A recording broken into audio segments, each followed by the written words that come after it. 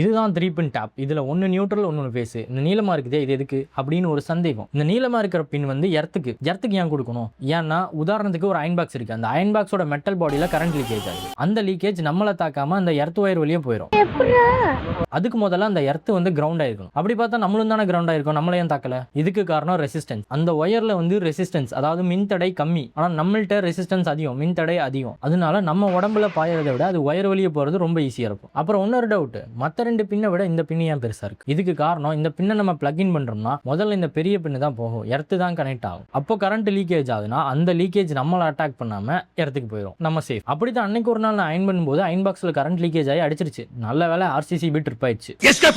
அப்புறம் earth wire கரெக்டா கொடுத்துருக்காங்களான்னு சாக்கெட்டை கழட்டி பார்த்தா எர்த் ஒயரே கொடுக்கல. சிறப்பான ஆள் நீ. ஸோ நீங்க வயரிங் பண்றீங்கன்னா கரெக்டா எர்த் ஒயர் கொடுங்க. RCCB மாதிரி சர்க்யூட் பிரேக்கர்லாம் கரெக்டா வாங்கி மாட்டி வச்சுக்கோங்க. அவ்வளவுதான் இந்த வீடியோ. நன்றி. இதெல்லாம் யாரா உன்கிட்ட கேட்டா? யாரா நீ?